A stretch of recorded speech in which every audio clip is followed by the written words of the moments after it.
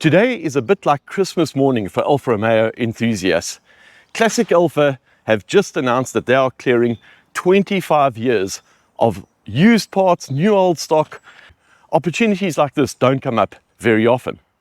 Now, for those of you who've been following the channel will know that I have 4 Alfa Romeos, 2 of which are in restoration. One being the Alfa Romeo Touring Spider, which is a lifelong restoration project, and one that is really difficult to get parts. So I have a list covering that car. Now, that car was originally stripped by Classic Alfa and sent down to South Africa, where it is currently in restoration. So we'll see if they have any parts I need for that car, and maybe even some left over from stripping the car. I also have my 1971 GTV Barn Find, which is coming to the end of a restoration, but there are a few parts and difficult parts that I'm looking for. And well, always looking for parts for the Duetta and the 1750 Mark 1. Now, for me, this could be very dangerous because I've arrived with a shopping list, and well, I could leave with a whole lot more. So, armed with my list, let's head down and see what we can get.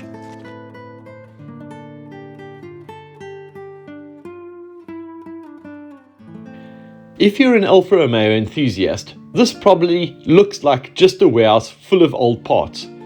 But to Alfa Romeo owners, this is treasure. Every shelf, every box, every pallet contains parts that have been removed from cars over the last 25 years.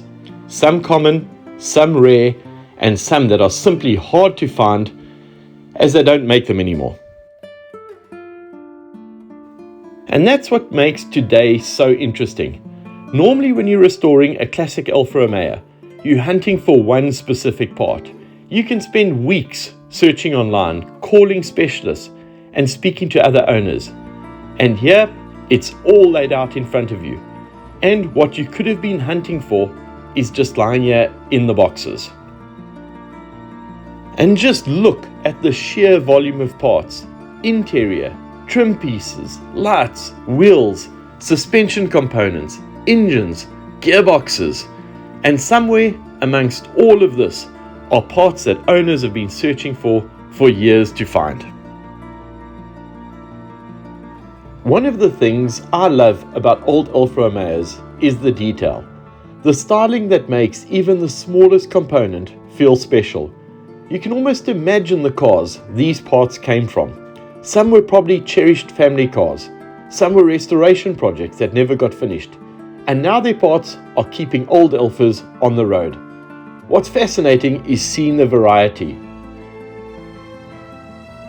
There are parts from Giulias, Giuliettas, Spiders, Bertonis, and various generations of Alfa Romeo production. But it also means that you need to know exactly what you are looking for, because each car was different, and you need to be able to spot the part and know where it belongs. Now, this is dangerous because every few minutes I keep spotting something and thinking, well, I don't need that right now, but what if I need it in 5 years? And that's how classic car ownership works.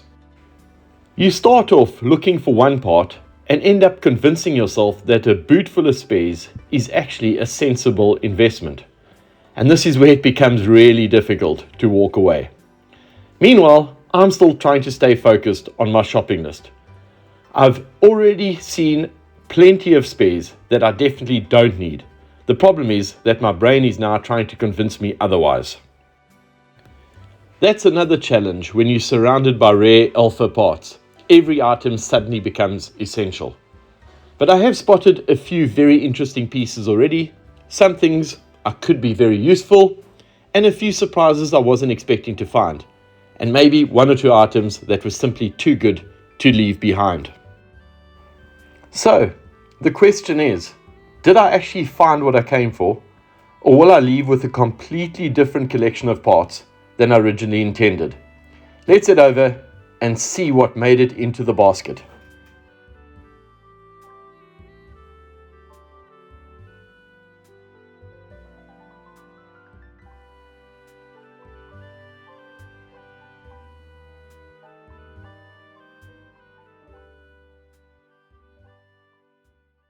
Now, actually, my biggest purchase of the day was actually for my 1969 1750 Mark 1. Now, one of the things it's got is it's got a crunch in second gear synchro, and it's a pretty bad one. So I managed to pick up this gearbox, which has been completely rebuilt by Bob Dove Motorsport. And so I'm really happy with that. The other thing for the 1750 is I've been missing the number plate light, and it comes on a holder like this that has been extremely difficult to find and has just been absent on my car. So found a really rare piece in and amongst the spares. And over time, I would actually like to find a much better dash for that car. But again, I found some really good plastic vents which go at the top of the dash. So that's what we have for the 1750 Mark 1. Now for the barn find, we are coming towards the end of the project, and there are just those very few pieces that seem to be missing. Now in the last video, I did say I was looking for a set of indoor armrests. Well, those, somebody got hold of me, and I have been able to buy a set, and they are on the way from Netherlands. But I was missing a little piece that basically inside underneath the dash, you push it in. The one inside the car was broken. The end piece was sitting in the glove box, and I managed to source one of those today. So I'm happy about that. And also for the vent, this was broken on the original barn find, was able to source one of those. And then these little handles for the rear quarter glass, well, the one inside the car just wasn't too great, and I managed to get a set of those. So really happy with some of the stuff that I found for the 1750 GTV barn find. And then there are those parts which are just really too good to give up. And that's some parts for the Duetto where there was this rear tail light, really good Corello rear tail light, so I decided to get that just as a spare. On the Duetto, this little lever that opens up the quarter glass, well, I'm struggling to get the original one to stick to that glass.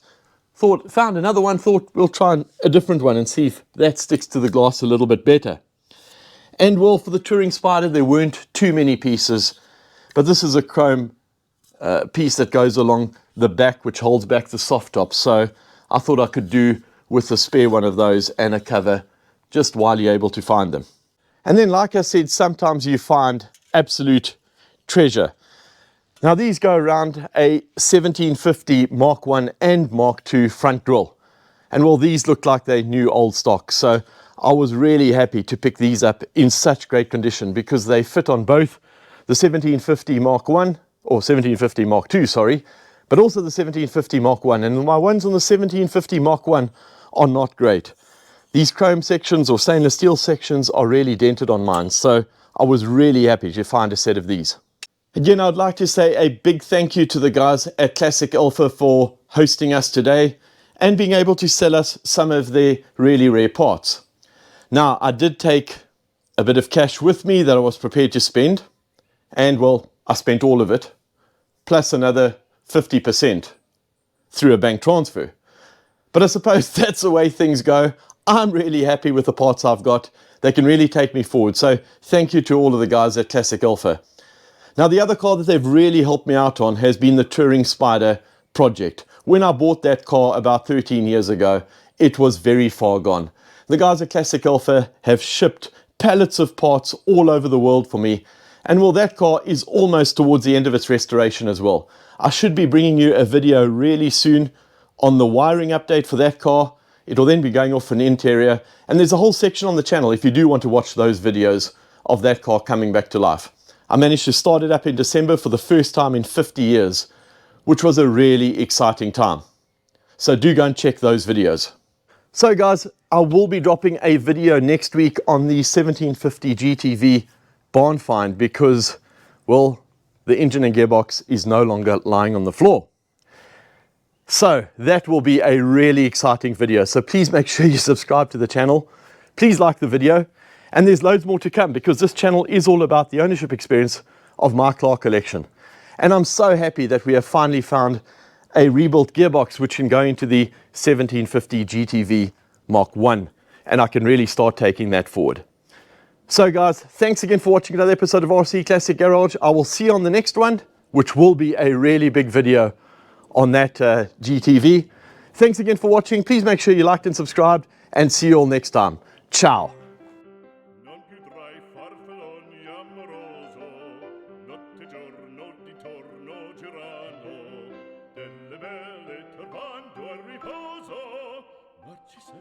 mattoncino d'amor, delle belle turbando il riposo, Narcisetto mattoncino d'amor.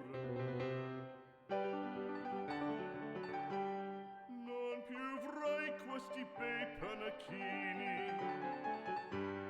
quel cappello leggero galante, quella chioma, quell'aria brillante, quel vermiglio d'onesco color.